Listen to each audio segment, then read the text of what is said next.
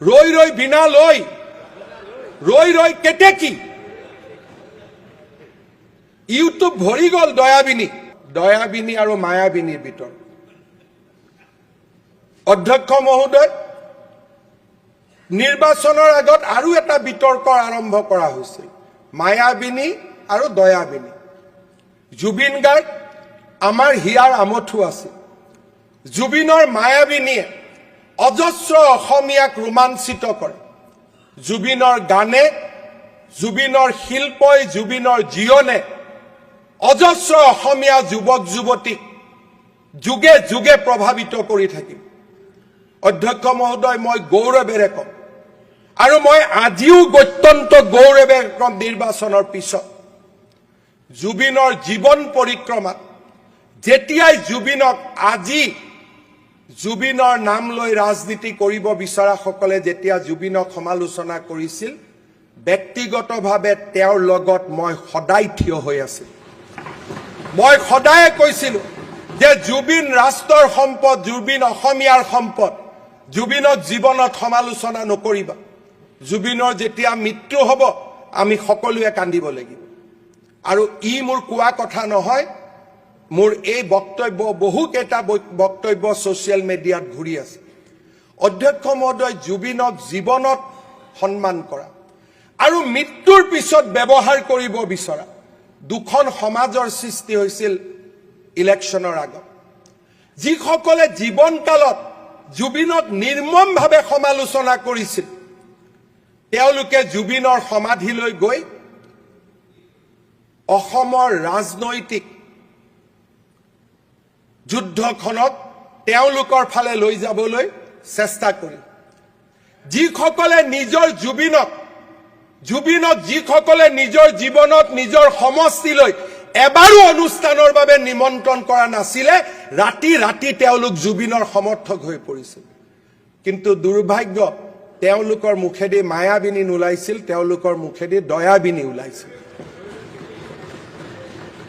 কোনো কথা নাই, যিসকলে নিজৰ সমষ্টিত বাংলাদেশৰ পৰা সদায় গায়ক আনিছিল, ৰাতি ৰাতি তেওঁলোক জুবিন গাৰ্গৰ সমৰ্থক হৈ পৰিল।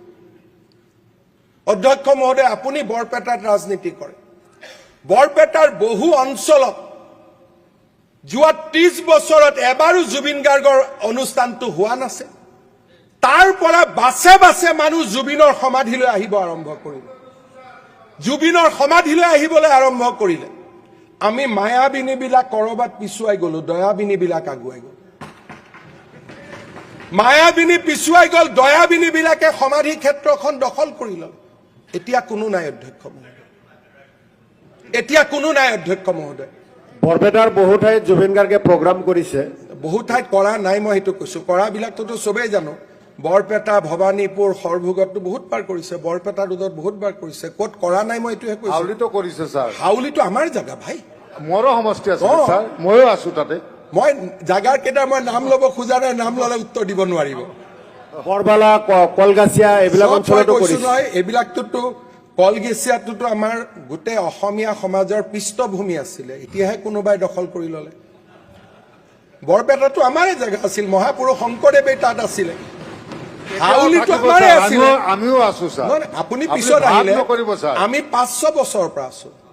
আমিও আছো ছাৰ, ভাৰত বিভাজনৰ বহু আগৰ পৰাই আছো। মই সেইটোতো বা নিজে কৈছে, সমাজখন ভাগ নকৰিব ছাৰ, মোৰতো ভাগ কৰাই কাম নকৰিব। মইতো, কাৰণ আমিও অবিভক্ত ভাৰতবৰ্ষৰে মানুহ। আপোনাৰ মই নামে লোৱা নাই, আপুনি নিজে নিজৰ গাত লৈ আছে।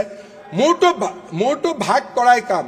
অৰিজিনেল অসমীয়া আৰু বাংলাদেশী দুটা ভাগটো আমি কৰিয়ে থাকিম। সেইটো আমিও সমৰ্থন কৰিছো, সমৰ্থন কৰক। অহাকালি UCC-ক সমৰ্থন কৰক। মইতো ভালে কথা কলো ইমান দেৰি, মইতো ক'তো কোৱা নাই। নিজে নিজে আপুনি কিয় দয়াবিনী হৈছে? আপোনাকতো মই দয়াবিনী কোৱা নাই। অধ্যক্ষ মহোদয়, এনেকুৱা এটা অৱস্থা হ'ল যে এটা ৰাজনৈতিক দলে ইলেকশ্যন মেনিফেষ্টোত জুবিন গাৰ্গক লৈ আহিলে, ইলেকশ্যন মেনিফেষ্টোত জুবিন গাৰ্গক লৈ আহিল। আৰু অধ্যক্ষ মহোদয়, আপুনি আচৰিত হ'ব, ইলেকশ্যনৰ দিনা যে ইলেকশ্যনৰ টেবুল, সেই টেবুলৰ সন্মুখত জুবিন গাৰ্গৰ ফটো লগাই দিয়া। অধ্যক্ষ মহোদয়, ইলেকশ্যনৰ আগত এটা বিশেষ ৰাজনৈতিক দলৰ অফিচৰ সন্মুখত সেই ৰাজনৈতিক দলৰ সভাপতিজনৰ ফটো নাছিলে। বিজেপিৰ কাৰ্যালয়ৰ সন্মুখত বাজপেয়ী, নৰেন্দ্ৰ মোদীৰ ফটো দেখা পোৱা যায়। কংগ্ৰেছৰ কাৰ্যালয়ৰ সন্মুখত ৰাজীৱ গান্ধী, ইন্দিৰা গান্ধী, ৰাহুল গান্ধীৰ ফটো দেখা পোৱা যায়। এইবাৰ বদলি গ'ল অধ্যক্ষ মহোদয়, সদায় বদলি থাকিবনে নাই? এইবাৰ বদলি গ'ল অধ্যক্ষ মহোদয়। ৰাজনৈতিক দলৰ কাৰ্যালয়লৈ জুবিন গাৰ্গক লৈ অহা হ'ল। অসমৰ ৰাইজে উত্তৰ কি দিলে? অসমৰ ৰাইজে উত্তৰ দিলে যে জুবিন গাৰ্গক লৈ ৰাজনীতি নকৰিবা, তেওঁ আমাৰ সম্পত্তি। ই আমাক শিকাই থৈ গ'ল যে ভূপেন হাজৰিকাক লৈ ৰাজনীতি নহয়, জুবিন গাৰ্গক লৈ ৰাজনীতি নহয়, শংকৰদেৱক লৈ ৰাজনীতি নহয়, মাধৱদেৱ, দামোদৰদেৱক লৈ ৰাজনীতি নহয়, জ্যোতিপ্ৰসাদ আগৰৱালা, বিষ্ণুপ্ৰসাদ ৰাভাক লৈ ৰাজনীতি নহয়। এনে এক দুৰ্ভাগ্যজনক পৰিৱেশলৈ লৈ গ'ল। দয়াবিনী, মায়াবিনী, ৰৈ ৰৈ বিনালে, ৰৈ ৰৈ কেতেকী।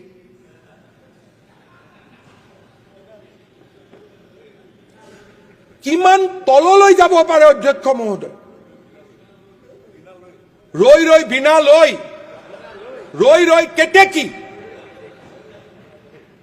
ইউটিউব ভৰি গ'ল দয়াবিনী। অধ্যক্ষ মহোদয়, আজিৰ দিনটোত আমি সংকল্প ল'ব লাগিব যে অসমৰ জাতীয় জীৱনৰ সিংহ পুৰুষসকলক লৈ আমি ৰাজনীতি নকৰোঁ। এই নিৰ্বাচনে আমাক শিকাই থৈ গ'ল দুটা মেছেজ। পৰিয়ালক লৈ ৰাজনীতি নহয়, কিবা আছে আদালতত যোৱা, কোৰ্টত যোৱা, যি আছে সমাধান কৰা। আৰু শংকৰদেৱ, মাধৱদেৱ, জ্যোতি, বিষ্ণু, ফণী শৰ্মা, জুবিন গাৰ্গ, ভূপেন হাজৰিকা, উপেন ব্ৰহ্ম, ইয়াক লৈ ৰাজনীতি নহয়। অধ্যক্ষ মহোদয়, মই এটা সৰু কথা মনত পেলাম, ক'ৰ পৰা মানুহে শিকিব পাৰি।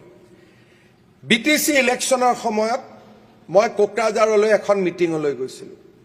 আমাৰ বিজেপিৰ কাৰ্যকৰ্তাসকলে উৎসাহক অত্যুৎসাহী হওক উপেন ব্ৰহ্মৰ ফটোখন মঞ্চত স্থাপন কৰিছিল আৰু আমি মাল্য অৰ্পণ কৰিছিলোঁ। মিটিঙত অহাৰ পিছতে মোক কোকৰাঝাৰৰ পৰা কেইবাটাও হোৱাটছআপ আহিলে মোলৈকে যে উপেন ব্ৰহ্মৰ ফটোখন আপোনালোকে পলিটিকেল মঞ্চত দি ভুল কৰিছে। মই লগে লগে তাৰ পৰা শিকিলোঁ। মই পাৰ্টিক হাক দিলোঁ যে BTCৰ ইলেকশ্যন আমি জিকো নিজিকো, কেতিয়াও উপেন ব্ৰহ্মৰ ফটো মঞ্চত যাতে, বিজেপিৰ মঞ্চত যাতে নাহে। চৰকাৰী অনুষ্ঠানত বেলেগ কথা, য'ত সকলো ৰাইজ থাকে, বিজেপিৰ মঞ্চলৈকে যাতে নাহে। অৰ্থাৎ অসমৰ মানুহে জাতীয় জীৱনৰ সিংহ পুৰুষসকলক লৈ কৰা ৰাজনীতিক কেতিয়াও মানি নলয়। জুবিন গাৰ্গৰ নামত মুখ্যমন্ত্ৰী হোৱাৰ সপোন দেখিব লাগে নেকি অধ্যক্ষ মহোদয়? কি কৰি দিলে অসমৰ মানুহে? 19 জনলৈ নমাই দিলে আৰু 19 জনৰো 18 জন মাত্ৰ এটা বিশেষ সম্প্ৰদায়ৰ MLA। ইয়াতকৈ দুখ লগা। দয়াবিনী পুৰা অপাৰেশ্যন কৰি উলিয়াই দিলে। ইয়াতকৈ দুখ লগা পৰিৱেশ কি হ'ব পাৰে? প্ৰত্যেকটো ইলেকশ্যনে আমাক শিকায় অধ্যক্ষ মহোদয়।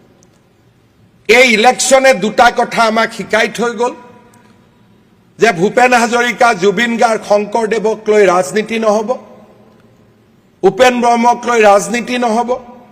এই ইলেকশ্যনে আমাক শিকাই থৈ গ'ল যে মানুহে বিকাশৰ বাবে ভোট দিয়ে, মানুহে নিজৰ জীৱনৰ কাৰণে সুৰক্ষাৰ বাবে ভোট দিয়ে। পৰ চৰ্চা আৰু পৰ নিন্দাৰে ইলেকশ্যন জিকিব নোৱাৰি, তাক অসমৰ মানুহে শিকাই থৈ। অধ্যক্ষ মহোদয়, নিশ্চিতভাৱে এই ইলেকশ্যনে আমাক আৰু এটা কথা শিকাই থৈ গ'ল যে ৰাজনীতি কৰা মানুহৰ কেতিয়াও অহংকাৰ হ'ব নালাগে। কোনোবা ঘটনাৰ পাকচক্ৰত মই কোনোবা এটা নিৰ্বাচনত জিকিলোঁ, কিন্তু তাৰ মানে ই নিশ্চিত নহয় যে অসমৰ ৰাইজে মোক ৰজা পাতিছে। যোৰহাটত মই লোকসভা জিকিলোঁ, অহংকাৰ গৌৰৱ ডিব্ৰুগড়ত মই লোকসভা জিকিলোঁ লখিমপুৰত মই লোকসভা জিকিলোঁ অহংকাৰ গৌৰৱ দৰ্প বাঢ়ি বাঢ়ি গৈ থাকিলে 2 বছৰৰ ভিতৰতে সৰু বিধানসভাৰ নিৰ্বাচনতে মোক হৰুৱাই দিলে তাৰ মানে এই নিৰ্বাচনে এটা কথা স্পষ্টভাৱে বুজাই দিছে সকলোকে শিক্ষা দিলে যে আজি জিকিছো মানে তাৰ গ্যাৰেণ্টি নহয় যে অহাকালিও আমি জিকিম মই যুৱ বিধায়কসকলক দুটা কথা ক'ব চেষ্টা কৰিম তথ্যৰ পৰা কম আক্ৰমণ কৰি নকওঁ এজন ব্যক্তিক এটা পাৰ্লামেণ্টাৰী সিটত ভয়াবহভাৱে অসমৰ মানুহে ইলেকশ্যন জিকাই দিলে 2024 চনত মানুহে দেখা পালে যে ইয়াত গৌৰৱ আছে দৰ্প আছে অহংকাৰ আছে 26ত 20,000 জিকা সিট এটা 23,000 ধৰুৱাই পঠাই দিলে ই আমি ল'ব বিচৰা শিক্ষা তাৰ মানে আমাৰ এই আসনখন কাৰো কাৰণেই পাৰ্মানেণ্ট নহয় যদি ৰাইজে জিকাব পাৰে ৰাইজে আমাক হৰুৱাব পাৰে মই ভাবো যেতিয়া আমি মনত এটা ভাব লম যেতিয়া আমি মনত অহংকাৰৰ সৃষ্টি কৰি যে আমি জিকি আহিলো অহাবাৰো আমি জিকিম মই ভাবো মানুহে প্ৰত্যেক দিনাই অহংকাৰক চিনি পায় মানুহে যেনেকে হাঁহে পানী আৰু গাখীৰৰ পাৰ্থক্য বুজি পায় তেনেকে মানুহেও অহংকাৰী বিধায়ক আৰু শান্তিপ্ৰিয় সাধাৰণ মানুহৰ লগত থাকিব পৰা বিধায়কক বুজি পায় সদনত খুব সম্ভৱ 6 বাৰ একেলগে ইলেকশ্যনত জিকি অহা বিধায়ক হিচাপে মই আছো আনসকলে 6 বাৰ জিকিছে কৰবাত হয়তো গতি পৰিছে জ্যোতি পৰিছে পদ্মদাও আছে 6 বাৰ জিকিছে নতুন প্ৰজন্মৰ বিধায়কসকলে সিদ্ধান্ত ল'ব লাগিব যে আমি এবাৰৰ কাৰণে বিধায়ক হ'ব অহা নাই আমি বাৰে বাৰে বিধায়ক হ'বৰ কাৰণে সদনত আহিছো আৰু তেতিয়া আমি বাৰে বাৰে বিধায়ক হ'ব পাৰিম যেতিয়া আমি মনত অহংকাৰক জন্ম নিদিওঁ জীৱনত আটাইতকৈ ডাঙৰ শত্ৰু হ'ল অহংকাৰ বিধায়ক হোৱাৰ লগে লগে যেতিয়া আমাৰ কাপোৰৰ পৰিৱৰ্তন হ'ব খোৱাৰ ব্যৱস্থাৰ পৰিৱৰ্তন হ'ব সমষ্টিৰ পৰা সাধাৰণ ৰাইজক বেয়া কথা গালি গালাজ কৰিবলৈ আৰম্ভ কৰো তেতিয়াৰ পৰাই স্খলন আৰম্ভ বহু যোৱা 15 বিধানসভাত থকা বহু বিধায়ক আজি সদনত অহা নাই তাৰ পৰা নিশ্চয় নতুন বিধায়কসকলে শিক্ষা ল'ব শিক্ষা ব্যৱস্থা প্ৰসংগবোৰ অসম চৰকাৰ আৰু মুখ্যমন্ত্ৰী মহোদয়ে গুৰুত্ব কিয় দিয়া নাই আজিৰ দিনটোত বিধানসভাত কোন কাৰ লগত থাকিব পাৰিব নোৱাৰিব এই কথাবোৰ চৰ্চা হৈ থকাৰ সমান্তৰালকৈ গুৱাহাটী বিশ্ববিদ্যালয়ৰ ছাত্ৰ ছাত্ৰীয়ে নিজৰ শিক্ষাৰ অধিকাৰৰ বাবে যুঁজি থাকিব লগা হ'ল আজি ৰাতিলৈকে তেওঁলোকৰ প্ৰতিবাদ অব্যাহত ৰাখিব লগা হ'ল কাৰণ তেওঁলোকৰ যিটো মাচুল সেই মাচুলটো তেওঁলোকে পৰিশোধ কৰিব পৰা অৱস্থা এটাত নাই আজি চৰকাৰী বিশ্ববিদ্যালয় হিচাপে গুৱাহাটী বিশ্ববিদ্যালয়ৰ মাচুল কৰবাত হয়তো প্ৰাইভেট ইউনিভাৰ্চিটি এখনতকৈ কিছুমান ডিপাৰ্টমেণ্টত বেছি হৈ পৰিছে তেতিয়াহ'লে চৰকাৰী আৰু বেচৰকাৰী প্ৰাইভেট আৰু গভৰ্ণমেণ্টৰ মাজত আসলতে চৰকাৰে সহায় কৰা এখন বিশ্ববিদ্যালয় আৰু সম্পূৰ্ণৰূপে ব্যক্তিগত প্ৰতিষ্ঠান বা ব্যক্তিগত মালিকৰ অধীনস্থ এখন বিশ্ববিদ্যালয়ৰ মাজত পাৰ্থক্য ক'ত থাকে চৰকাৰী বিশ্ববিদ্যালয়ৰ যিসকল অধ্যাপক যিসকল কৰ্মচাৰী তেওঁলোকৰ দৰমহা চৰকাৰী তাৰ পাছতো ইমান বেছি পৰ্যায়ত মাচুল ল'ব লগা অৱস্থাটোৱে আসলতে বিশ্ববিদ্যালয়খনৰ ভিতৰ চৰাৰ যি আসলতে অৰ্থনৈতিক অৱস্থা এয়া বুজাইছে চৰকাৰে যে বিশ্ববিদ্যালয়খনলৈ চকু মুদিছে যিদৰে সাপোৰ্ট কৰিব লাগে যিদৰে আসলতে চৰকাৰী অনুদান দিব লাগে এইসমূহ দিয়া নাই এয়া বুজাইছে ছাত্ৰ ছাত্ৰীসকলক উপাচাৰ্য মহোদয়ে ৰাতি আহি কিছু প্ৰতিশ্ৰুতি দিয়া আমি দেখিছো আৰু তাত কৈছে যে মুখ্যমন্ত্ৰী মহোদয়ে ছাত্ৰ ছাত্ৰীসকলক লগ কৰিব কিন্তু কেতিয়া লগ কৰিব এই কথাটো স্পষ্টকৈ কোৱা নাই আৰু লগতে লগ কৰালৈকে আসলতে এডমিশনৰ প্ৰচেছটো কি হ'ব এই কথাটোৰ ক্ষেত্ৰতো কিছু প্ৰশ্ন থাকি গৈছে একে সময়তে উপাচাৰ্য মহোদয়ে কৈছে যে ফি ৱেভাৰ আঁচনি তেওঁলোকে নিজেই বিশ্ববিদ্যালয়ৰ তৰফৰ পৰা দিবলৈ চেষ্টা কৰিব ইমান দিনে য'ত ডিব্ৰুগড় বিশ্ববিদ্যালয় বা অন্যান্য চৰকাৰী বিশ্ববিদ্যালয়ত অসম চৰকাৰৰ যি ফি ৱেইভাৰ আঁচনি আছে যি আচলতে অসম চৰকাৰৰ সুবিধা আছে এই আঁচনিসমূহ বেলেগত পাই থকা স্বত্তেও গুৱাহাটী বিশ্ববিদ্যালয়ত কিয় পোৱা নাছিল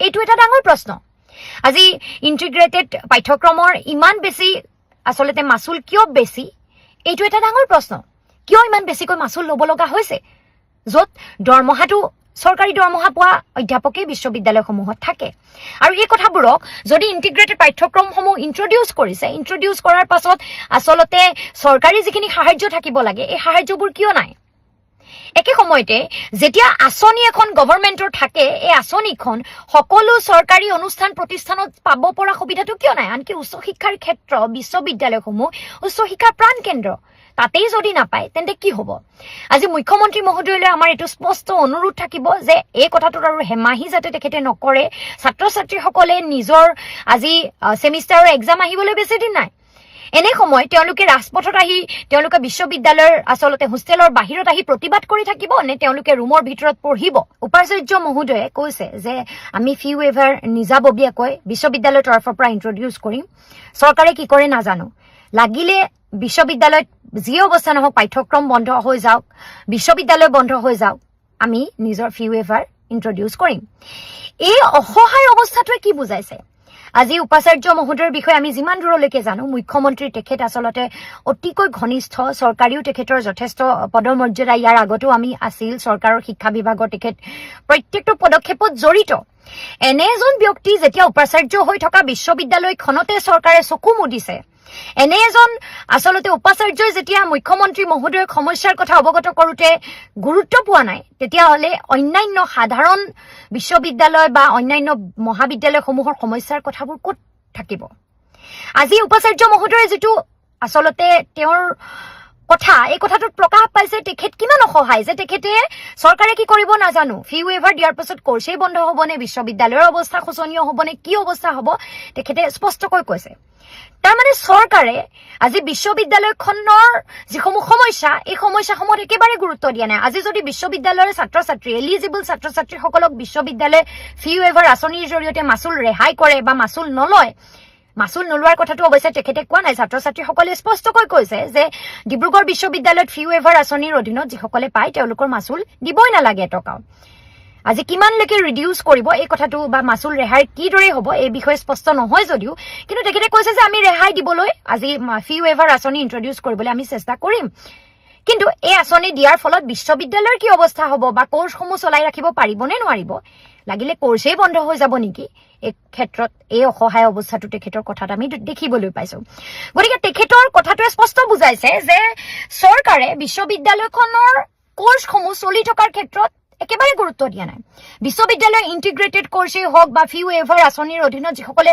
যোগ্যতা যিসকলৰ আছে যিসকলে সুবিধা পাব লাগে সেইসকল সুবিধা দিয়াৰ বিনিময়ত যদি বিশ্ববিদ্যালয়ৰ কোৰ্চটো বন্ধ হয় বিশ্ববিদ্যালয়ৰ আন্তঃগাঁথনিৰ ক্ষেত্ৰত প্ৰব্লেম আহে চৰকাৰে কোনো দায়িত্ব নলয় এয়া চৰকাৰী বিশ্ববিদ্যালয় নে এয়া ব্যক্তিগত খণ্ডৰ প্ৰতিষ্ঠান যদি এয়া চৰকাৰী বিশ্ববিদ্যালয় চৰকাৰী প্ৰতিষ্ঠান তেতিয়াহ'লে চৰকাৰে ইয়াৰ সম্পূৰ্ণ দায়িত্ব ল'ব লাগিব চৰকাৰে বিশ্ববিদ্যালয়ৰ শিক্ষা এইদৰে আচলতে ল'ৰা ছোৱালীয়ে দিব নোৱাৰা মাচুল হৈ পৰা অৱস্থা এটালৈ কেনেদৰে যাব পাৰে তেতিয়াহ'লে প্ৰাইভেট আৰু চৰকাৰী খণ্ডৰ প্ৰতিষ্ঠানৰ মাজত পাৰ্থক্য কি থাকিব আজি গুৱাহাটী বিশ্ববিদ্যালয় অসমৰ বহু অঞ্চলৰ ল'ৰা ছোৱালীৰ এখন সপোনৰ প্ৰতিষ্ঠান আমাৰ বাবে আশা আৰু ভৰসাৰ থল এনে এখন বিশ্ববিদ্যালয়ত এই আচলতে সেমিষ্টাৰ এক্সাম আহিবৰ হ'ল এই সময়ছোৱাত ছাত্ৰ ছাত্ৰীয়ে প্ৰতিবাদ কৰি ৰাজপথত আহিব লগাটো প্ৰতিবাদ কৰি পঢ়া শুনাৰ সময় খৰচ কৰিব লগা কথাটো অতিকৈ লাজৰ কথা আৰু এই কথাটো এইটোৱে বুজায় যে চৰকাৰে শিক্ষা ব্যৱস্থাটোৰ প্ৰতি একেবাৰে গুৰুত্ব দিয়া নাই উচ্চ শিক্ষাৰ প্ৰতি একেবাৰে গুৰুত্ব দিয়া নাই যি সময়ত নিবনুৱা সমস্যাই আচলতে গ্ৰাস কৰিছে ৰাজ্যখন দেশখন যি সময়ত অসমৰ ল'ৰা ছোৱালী বাহিৰত গৈ বহিৰাজ্যত কাম বিচাৰি মৃত্যুবৰণ কৰিছে ভুৱা চাকৰিৰ প্ৰলোভনেৰে অসমৰ পৰা বাহিৰলৈ যাবলৈ বাধ্য হোৱা ল'ৰা ছোৱালীবোৰ যিদৰে ঘূৰি আহি হতাশ হৈছে এই প্ৰতিচ্ছবিখিনিৰ সন্মুখত আমি বিশ্ববিদ্যালয়ৰ ল'ৰা ছোৱালীয়ে পঢ়িবলৈ নিজৰ আশা সপোনবোৰ সাকাৰ কৰিবলৈ আন্দোলন কৰি থাকিবলগীয়া হৈছে ফি ৰেহাই ভিক্ষা বিচাৰি থাকিবলগীয়া হৈছে এই কথাটোৱে বুজায় যে শিক্ষা ব্যৱস্থাটোক লৈ মুখ্যমন্ত্ৰী মহোদয়ে গুৰুত্ব দিয়া নাই আমি মুখ্যমন্ত্ৰী মহোদয়ক স্পষ্টকৈ দাবী জনাব বিচাৰো যে অতি শীঘ্ৰে বিশ্ববিদ্যালয়ৰ ছাত্ৰ ছাত্ৰীসকলৰ লগত বহক, এই বিষয়টো সমাধান কৰক। ফি ৱেভাৰ আৰু যি চৰকাৰী আঁচনি অন্যান্য মহাবিদ্যালয় বিশ্ববিদ্যালয়সমূহত লাভ কৰে সেয়া আঁচনি যাতে তেওঁলোকেও লাভ কৰে। সমান্তৰালভাৱে ফি ৰিডাকশ্যনৰ কথাবোৰ বিশ্ববিদ্যালয়, ডিব্ৰুগড় বিশ্ববিদ্যালয় বা অন্যান্য বিশ্ববিদ্যালয়সমূহত চৰকাৰী য'ত ফিজটো কম হয়, সেইদৰে গুৱাহাটী বিশ্ববিদ্যালয়তো যাতে পঢ়িব পৰা পৰিৱেশ এটা সৃষ্টি হয়, সাধাৰণ ঘৰৰ ল'ৰা ছোৱালীৰ সপোনবোৰ যাতে ধূলিসাৎ নহয়, তাৰ বাবে চৰকাৰী যিখিনি অনুদান আছে, প্ৰয়োজনীয় সাহায্য আছে দিয়ক, বিশ্ববিদ্যালয়ৰ আন্তঃগাঁথনিত গুৰুত্ব দিয়ক আৰু এই বিষয়টো অতি সোনকালে সমাধান কৰক।